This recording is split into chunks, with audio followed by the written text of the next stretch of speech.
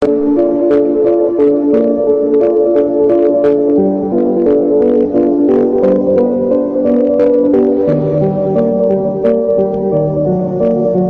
know, I must choose my words carefully. The last time I tried to make a humorous review, I expressed myself so badly that I ended up getting put in my place by the person I least wanted to hurt. Obviously, all these videos contain my opinion, but also my sense of humor, which is very much about exaggerating things to make people laugh. I want to make it clear. When I criticize something or point out negative, I don't want to spread hate through Liam or Glitch. For me, the truth is, I think that criticism is something essential to improve. Five Nights at Freddy's is one of my favorite franchise, and it wouldn't exist without the harsh criticism that Scott Cow from previous projects receive. Which, by the way, hello everybody, my name is Markiplier. Okay, don't take it personally. This video is completely made with the intention of entertaining. That being said, this episode is the worst of all.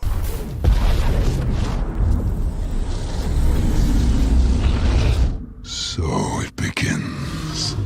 How many times do we have to teach you this lesson, old man? 何してんだ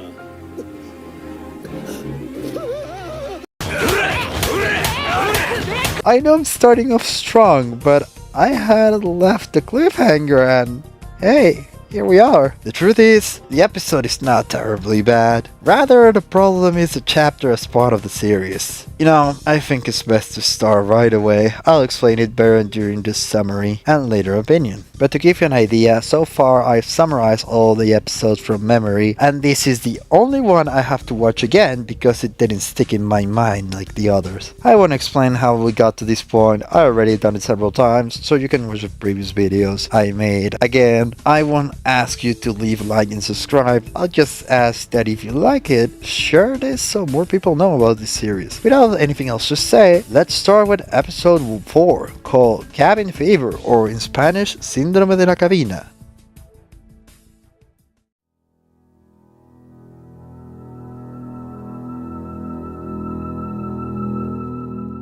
The episode begins in a place called Camp 98.7, which, as a curious fact, is a well-known radio station in my country. Radio Colombia. Radio Colombia, la más popular, con emisoras por todo el país. Radio Colombia, llegando a su hogar, con los programas de más variedad. So we can deduce that this episode will be a reference to Friday the 13th, but without sex scenes. Don't let your kids watch it! We see the students arriving on a bus that I refuse to ask how it works. It turns out that this place was where Uzi's father Khan met his mother, Nori. Apparently after the explosion that wiped out the humans, after Khan shows us that he's no longer in his Latin lover age, and we all end up with Uzi's face, we notice that apparently the lack of a therapist is something hereditary in the Dorman family. Yes, that is her last name. I warned you about the door jokes. Apparently Nori was the one who insisted Khan to build doors with the intention of protecting himself from the sky demons. That one day something called the singularity will wake up, and look how well I drew an S that I'm 100% sure I saw before somewhere on the internet, but I don't remember where. Then Khan decides for the first time to act like someone with a brain, not trying to pretend that the problems don't exist, and decides to let Uzi go to investigate. Hey, while we're at it, you could have gone to accompany her instead of sending your daughter alone. Oh wait, it's the same guy we're talking about. After showing us that Uzi's classmates don't even know her name. Yeah, ask her. Who? I've sat next to you for years. It turns out that she convinced her teacher to go in the strip because he lost his bonus due to the students' bad grades, and he simply doesn't want to teach them. By the way, this is apparently Lizzie's father, which explains a lot of her attitude. Well, given his teacher's negligence, Uzi brought Anne and B to take care of the campers, and the first thing they do is first class instructors, gentlemen. Well, after committing grave desecration, Uzi realizes how embarrassingly in love she is with Anne, and then B helps expand Anne's personal harem. This one's a pilot. Oh, wow, a pilot. Weren't you dating someone? Lucy separates from the group to explore the surroundings, starting what will really be the last time we see something like this. A slow episode more focused on developing its characters and what they feel, and from the next episode we begin to speedrun the plot as much as possible. But what better way to start than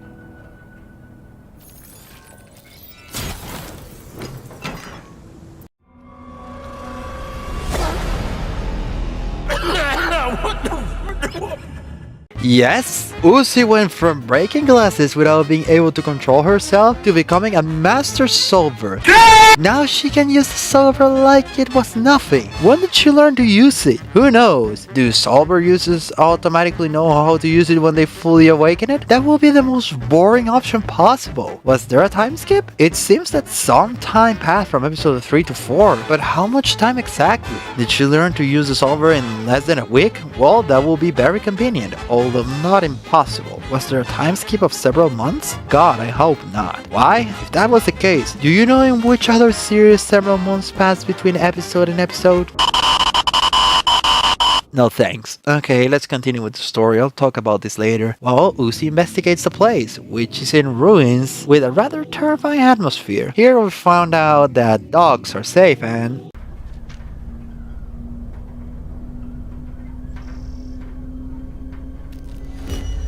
I'm not going to lie, I was scared the first time I saw it too. At first I thought it was a mannequin, but it was clearly a person. In the distance you can hear someone scream, but it's just everyone else having fun and a good time while she misses out. A girl flirts with Anne, and let's just say B doesn't take it too well. So, my friend wants to know if you killed her family and are single. Know if you killed her family, you killed her family.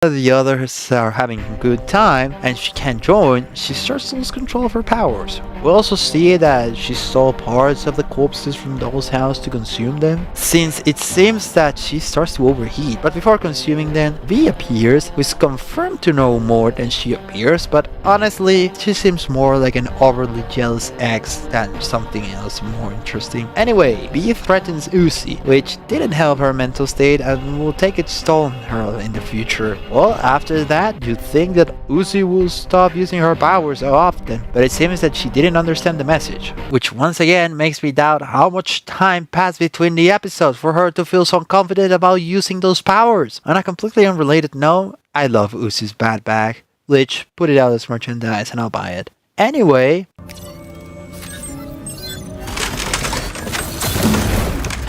look, I'm not commenting on that. Uzi discovers a kind of robotic cockroach among the corpses. What the hell were they doing in those labs? Apparently it talks about the strange elevator that we know nothing about, and after a dull cameo, we return to N, who shows why he has girls drooling over him. Sorry, did I cheat? And we see again that drones have no survival instincts. Uzi tries to show N what she found, but let's say that he in his nobility ends up messing up. So the situation quickly escalates. Hey, everyone. Why didn't you just move to dodge the arrow?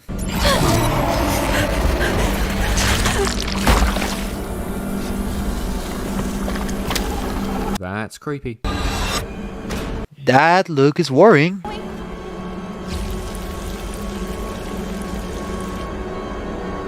I live in the woods now. And that joke made me laugh so much. In desperation, Uzi keeps making the mistake of using his powers, which only makes the situation worse, which ends in one of the best scenes in the series.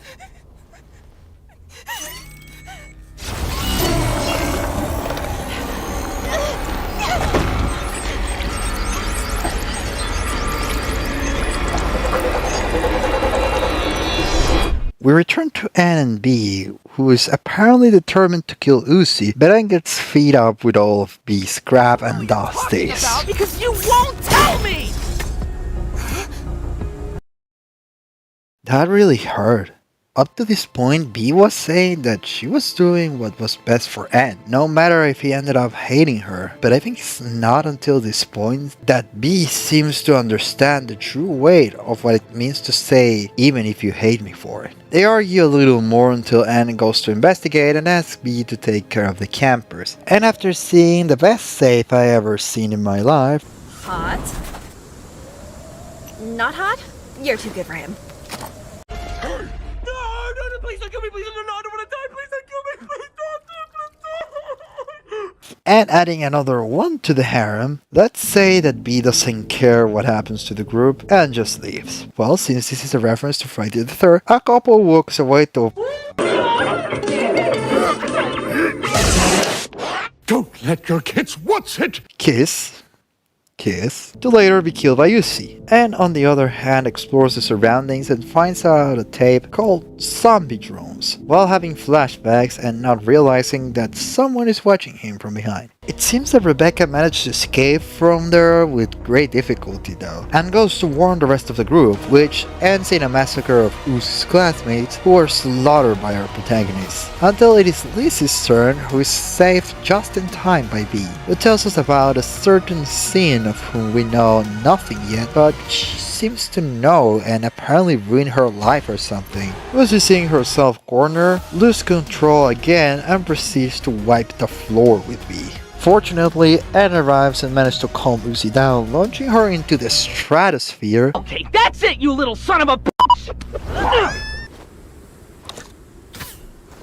And giving her what she needed, therapy. Uzi, you want to tell me what's the matter? No! Don't look! I'm gross and eating people and stuff! I like this part.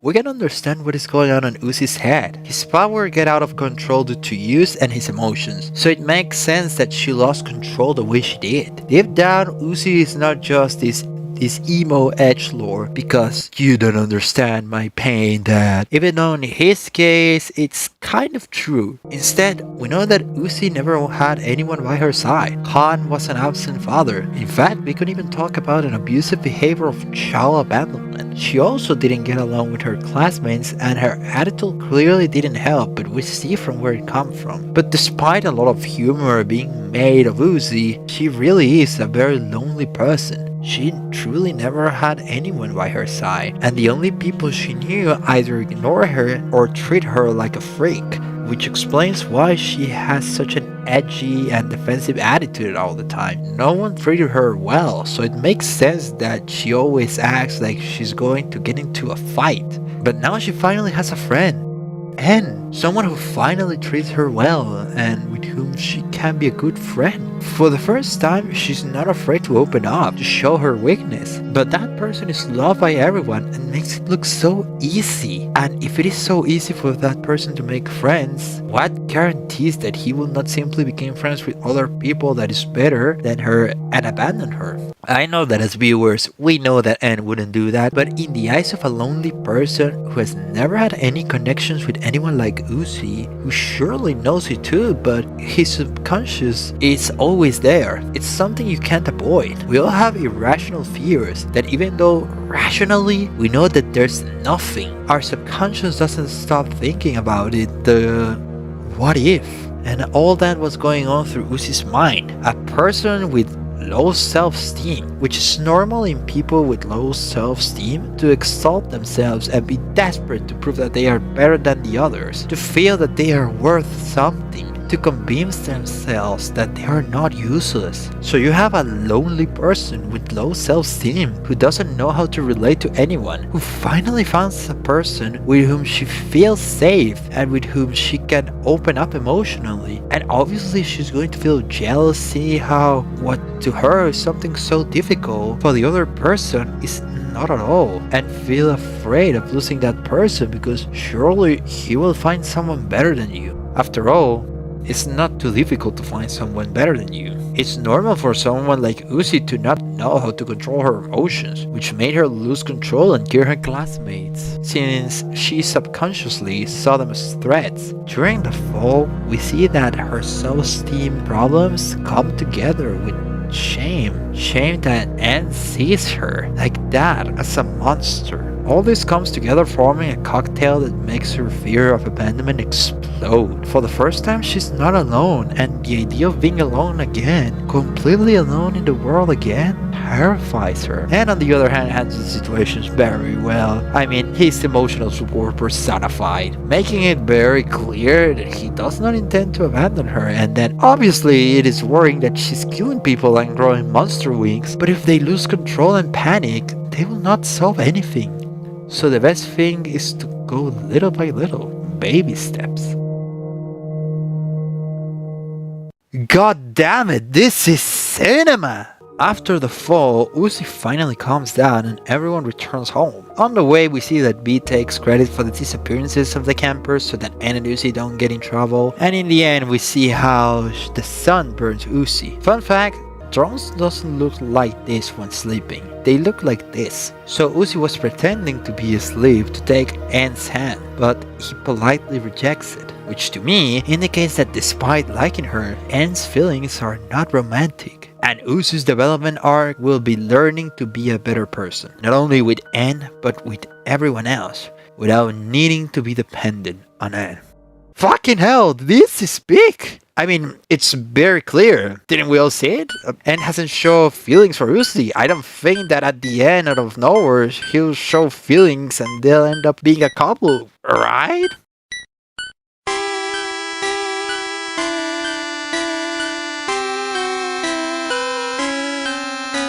And after that joke that will put me on the blacklist of half of the fandom, let's move on to the conclusion.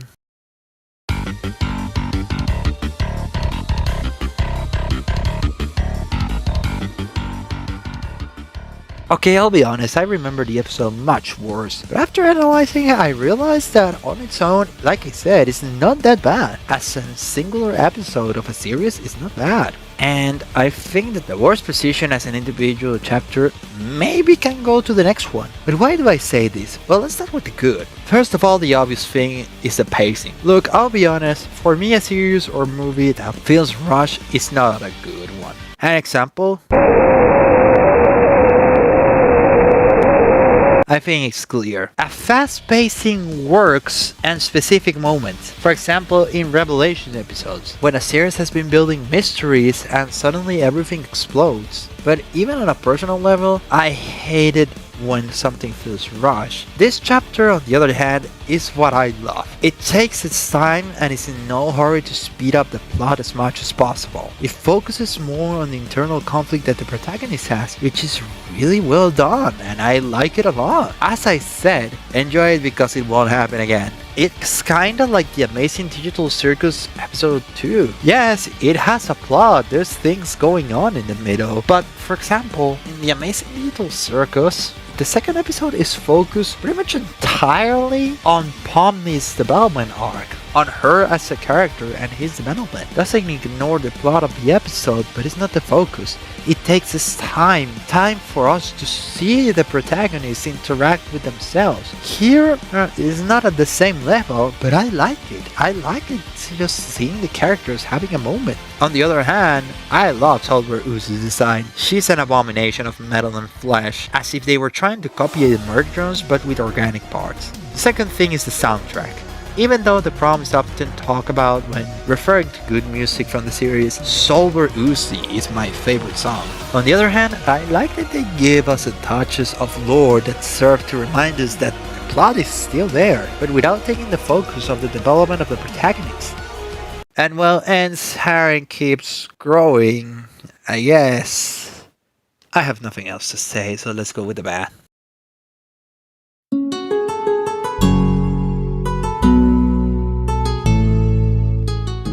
First, I said that Uzi's development is very good. That's because it is. And because he's the only one. Really, although I like Ann just the way he is, there are already 4 episodes and he hasn't had any development. Really, apart from being the golden retriever of the series that doesn't let anyone walk over him, which is something good, and not much about his personality. In fact, no one else has any development other than Uzi. Well, yes, I think Ann counts, not letting B step over him, which funny enough, it's so funny to me that the only part of Ann that we come to see is him just standing up to B and hating her. I mean, which is funny to me because V's the only one he will attack. Even when Jay literally step on him, I can see the tears of sorrow of the MB shippers. And the one who is most harmed by this lack of development, it's B. Yes, we already know that she knows more than she says. Could you tell us more about it or do something interesting with it? But no, that's all his personality so far. The only things we see about B is those poor little drones. Sorry, but Anne loves me and he never loved you. He will kiss a frog before you. B ends up looking more like an overly jealous ex. Literally, if you remove that, she's still the crazy one for the first episode and has not changed much. Only now she cooperates with the protagonist, and now instead of making fun of him, she tries to make Anne look good, and I don't understand where this change comes from. Perhaps she feels guilty after Uzi's speech in episode 3. It might be, but it's not made very clear. Then what I said before, how much time has passed? Because in the previous episodes, Uzi barely knew how to use her powers, and now she seems like a professional. As I said, you feel that there was a time skip or that there's an episode missing between 3 and 4. We do not know how much time passed or how Uzi learned to use his powers. Then the secondary characters are totally forgettable, except for Lizzie and Bryden, although the latter is because he's a meme of the community, not because of his personality. And then what I said, the deaths. The fact that Jay came back took away a lot of narrative weight from the deaths, but here they kill because haha, he died. I'll give an example. In Super Jail, each episode starts with a criminal called Jackknife who often kills someone for comedy's sake. Jack kills people all the time, but in Super Jail, the jokes work because that is a part of the joke, not the joke. The joke is that Jackknife kills people to then receive a punishment from Jailbot which beats the shit out of him. That's the joke, not that haha, Jackknife kills someone. It's okay that the drones don't have a survival instinct, but we never look into that deeply. We never explore that. So it seems more like they're stupid. Because why should I care about drones if they literally kill them for the sake of it? They're idiots who only serve to die. I'm sorry, but the most important thing in a horror movie are the characters, even if they are secondary. I'm not asking for a chapter of Bryden's backstory, but at least for me to feel like their deaths are somewhat unfair and feel bad for them. Because if I care about the characters, then I'm going to be afraid of them dying or being hurt. Since that is apparently nothing, then being torn apart is something I don't care, which makes the killings a simple visual spectacle and makes it hard to believe that Uzi cares about having killed people. I cannot feel bad for Uzi that, oh no, and this is a bad thing. I kill people. Buddy, that happens all the time. Your species doesn't care about their lives. Why should I care that Uzi feels bad about having killed people if it's something so mundane? Lastly, but much less important, the deaths in this episode are less creative. While in others the deaths are very creative, here seems they held back. And well, that will be all. I think that on an individual level, the fifth one could be worse, although I think that there's something that I personally don't like, but it's not something bad as such. But without a doubt, as part of the series, episode 4 is the worst of all. I still like it, don't get me wrong, but this one is definitely at the bottom of the list. Now let's wait to see how episode 5 is, which seems like a flashback. Surely Anne will have a lot of character development there and will be able to shine without simply being the papyrus that Uzi falls in love with. For my part, I hope that my babbling has entertained you, and I'll see you in the next video of the series. Bye bye!